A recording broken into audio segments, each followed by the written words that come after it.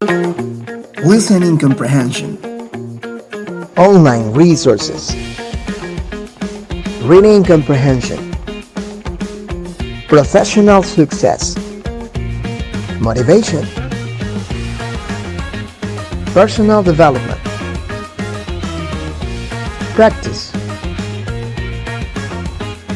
Job opportunities.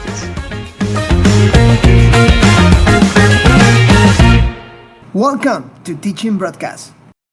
Hi everyone, this is Teaching Broadcast. Remember, here we talk about tools, strategies, news, and real experiences of educators in teaching English as a foreign language field.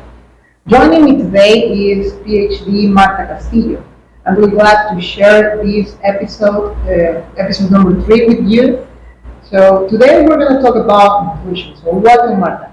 In order to begin, how would you define inclusion in the context of education, especially in the TEFL field? Hello, everybody. Thank you for the invitation. In terms of EFL instruction, I think that when we talk about inclusion, we talk about equitable access. That means that we need to make sure that we are offer all of our learners the right access they need in order to acquire the language in the proper way. Now, once we know a definition of inclusion, what do you believe are the main challenges here in Ecuador when we talk about teaching English as a foreign language regarding to inclusion? One of the main challenges is the lack of knowledge to have these interventions, because these are special interventions according to the learner's needs. And I think that as educators, this is mainly our disadvantage in terms of not knowing how to start. So I think that is one of the main reasons why I decided to start my studies in inclusive education, because like the rest of the teachers, I also had that lack of knowledge. So I gained certain knowledge. I knew that I had to be back reading the literature, the theories about learning and acquiring a language, and also how people learn in different ways. I think that is the key. Once we are getting familiar with the way that our students can learn the language, then I think that it is much friendlier for us to decide the type of intervention that we would like to apply in specific cases. I totally agree with you. That's a great area for us as educators. We need to be a little bit of everything. Teachers, we need to know also a little bit of everything, like in this case, inclusive education, which it's something that we face on a daily basis in our teaching and instruction activities. Talking about that, what strategies or approaches you consider most effective in your experience? Now that you are mentioning that we also have these different roles, I think that when we talk about this learning differences, our main role is the researcher one. We need to be able to read the literature again, read about different learning styles. We need to read about the multiple intelligences theory. Okay, we need to know, again, we need to be able to know how our students learn, the capacity they have, the potential that they have, and that is how we need to start focusing on the north of our students reaching the goal. That is the first thing to do. The second important thing is asking the student directly. That is the first thing, because these students, especially the ones that I was able to find in higher education, these are students that had the support of their families, their parents, when they were children and they were in the beginning of this formal education. Then through high school and after the pandemic, for instance, technology was a great asset for them. So these are the tools, these are the strategies that as teachers we can have beforehand. But again, if we don't know the strategies or how the students have been learning, then we can be in that disadvantage of not being able to reach the students to their potential. I'm talking about those advantages and disadvantages. Which one do you think is the role of training when we talk about inclusive education in the classroom? And in my case, I have been in a project for the last 2 years. Part of that project was being enrolled in a master's program regarding special education. So I think that when we have the opportunity to learn, to read, and to find out the tools that we can have to help each other in terms of colleagues, collaboration, and also being able to assist the students so they can get the language, then we know the importance of professional development. I think that is an important part. It is our responsibility as educators to continue in this learning process. Not because I need to get more knowledge. It is because I need to be able to find out what can be best for my students in class, or what can I share with my colleagues. So that's what we always see.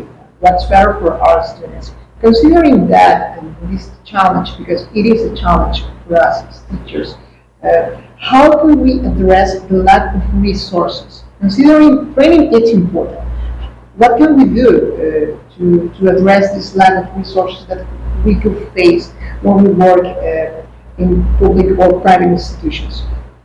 Thank you for your question. Your question is really important regarding the different backgrounds that we can also have in education, especially in public education, or even more importantly, in rural education. In rural education, we have that gap.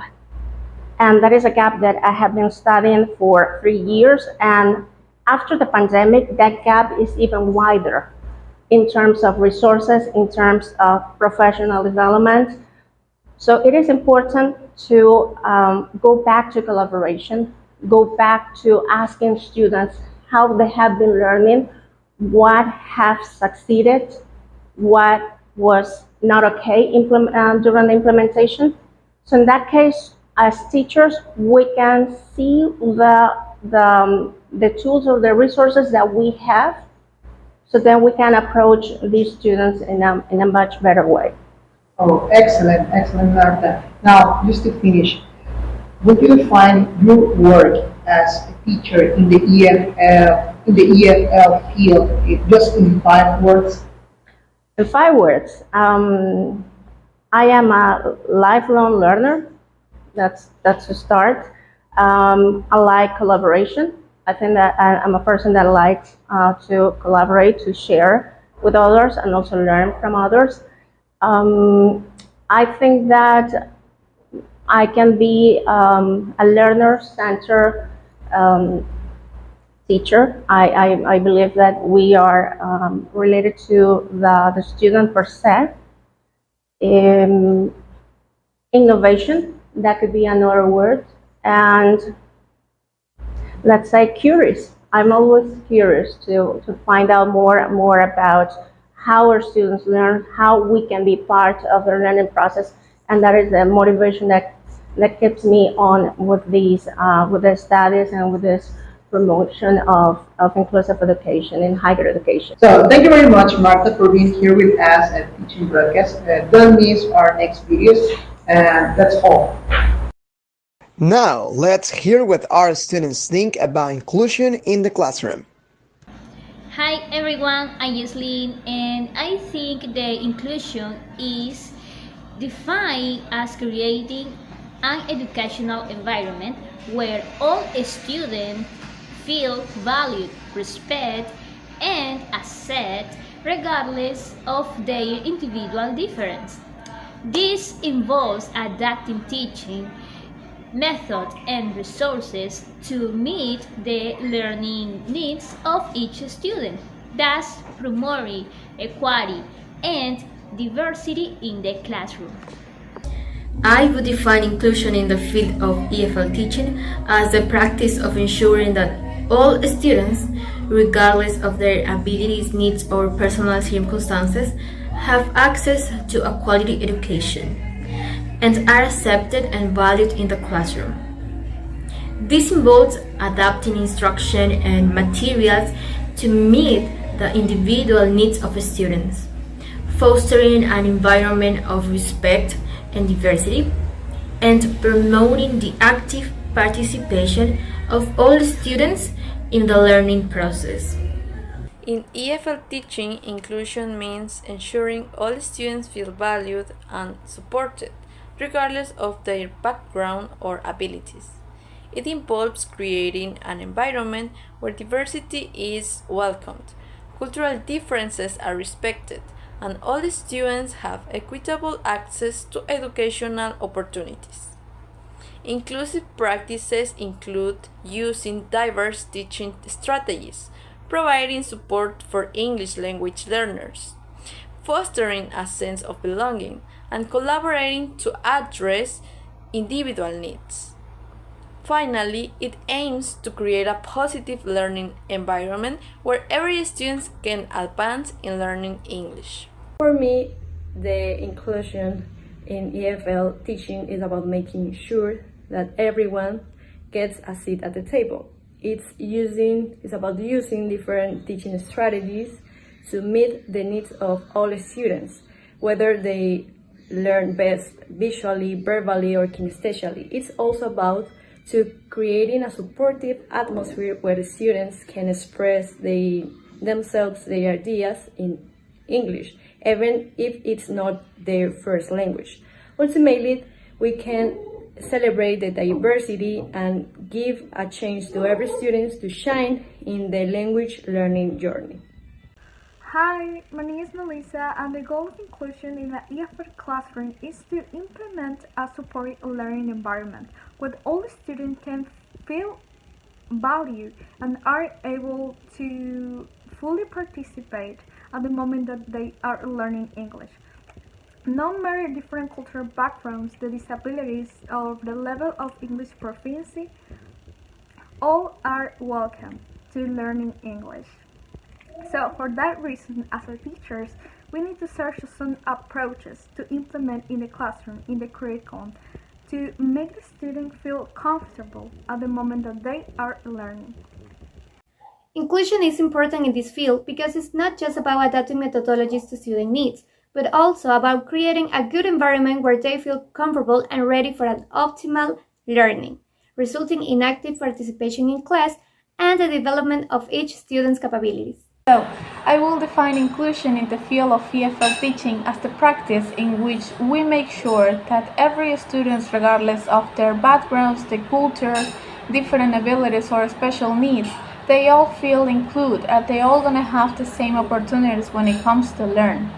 In order to do this, it is important that we make change in our teaching methods and materials to suit every student's special needs.